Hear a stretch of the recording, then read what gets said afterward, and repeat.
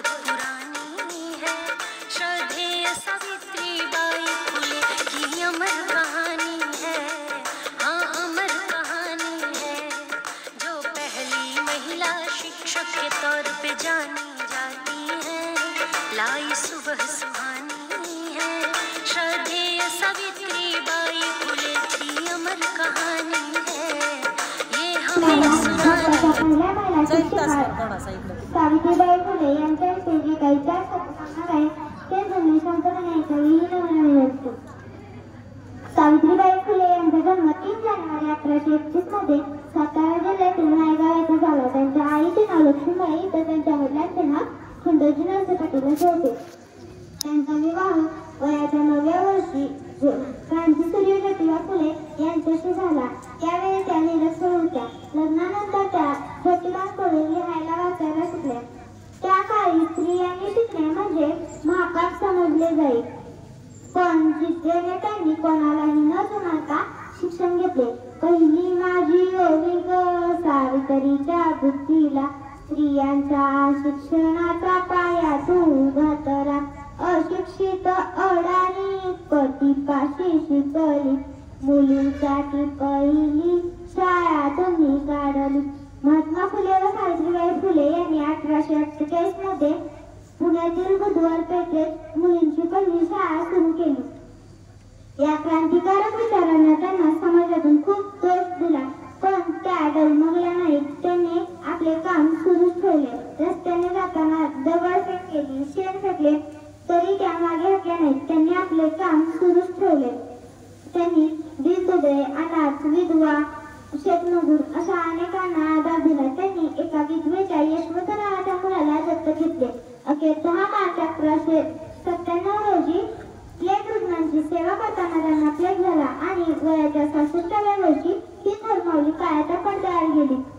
अशी होती माय सावित्री, स्वतः लढता लढता इतरांनाही लढायला शिकून गेली, स्वतः चालता चालता इतरांनाही चालायला शिकून गेली, जाता जाता ज्ञानदीप लेकीच्या हाती देऊन गेली। म्हणून म्हणावेसे वाटते की माय सावित्री तू महान, देशाला तुझा अभिमान, उघडली तू मुलींची शाळा, खुलविला तू क्रांतीचा मोळा।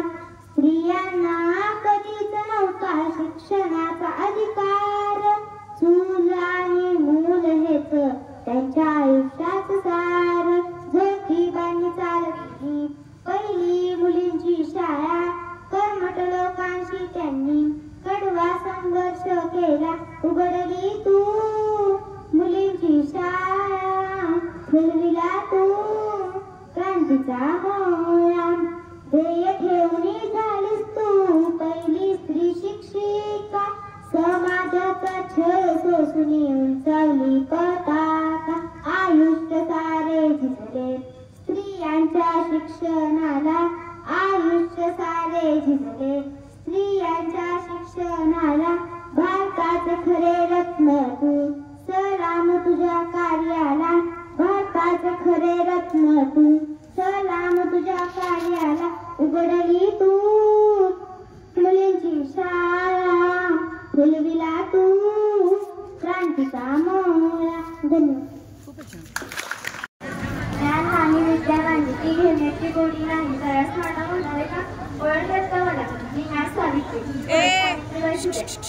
सातारा जिल्ह्यातील खंडाळा तालुक्यातील नायगावच्या खंडोजी निवासी पाटलांची मी कन्या, अवघ्या खंडाजी निवासी पाटील मी कन्या। अवघ्या 7व्या वर्षी माझा विवाह ज्योतिबा फुले यांच्याशी झाला। हळूहळू मला कळू लागलं त्यांच्याशी माझा विवाह झालाय ते एक सर्वसाधारण माणूस नव्हे, तर या जगाला उद्या देणारे क्रांतिसूर्य आहे। अगोदर बायकांनी उमरा ओलांडायची पद्धत नव्हती, आपण झालं आपलं घर भरण आपली घराची माणसं बघू। स्त्री पुरुष उच्चलेखन असा लय भेदभाव होता, त्यावर उपाय एकच, ते म्हणजे शिक्षण। शिक्षणाचा ध्यास हे गती ज्योतिरावांचा। एकदा शिक्षणाचा प्रसार करण्यासाठी ते एका शाळेत गेले होते।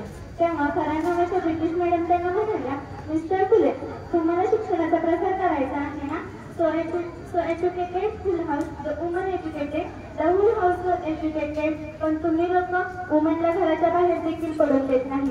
So bad, Mr. फुले, मग ते आले की माझ्याकडे पाटी पेन्सिल घेऊन आणि मला म्हणाले, सावित्री आजपासून मॅथ तुला शिकवणार.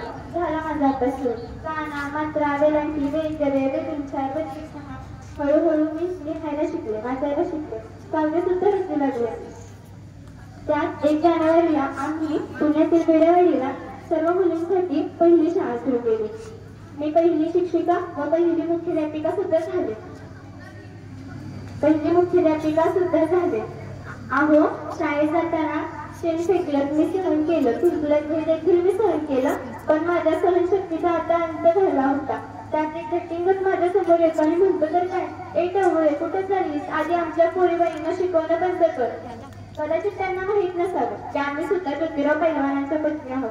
अशी घेतली आणि हाय तर वाजवलं आणि सुनावलं, आज आलायस तोंड फोडलं तर उद्या आलास तर तुझ्या रक्ताने ही घरची रंगवेल.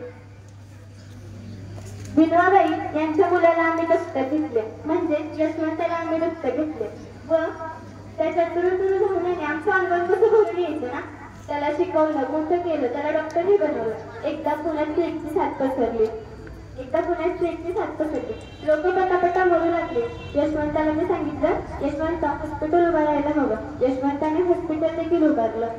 आम्ही रुग्णांचे उपचार करीत होतो. प्रेम हा संसर्गजन्य असल्यामुळे तो कधी ना कधी मलाही होणार होता. पण आम्ही जगलो या समाजासाठीच ना. जर या समाजासाठी जर का मरण पटकवायचं असेल तर मरण आई तुझे स्वागत आहे. आम्ही सतीप्रथा, शिशुप्रथा यांच्यावर मात केला, कारण आनंद होता तो आयाबाया शिकण्याचाच ना. म्हणून म्हणते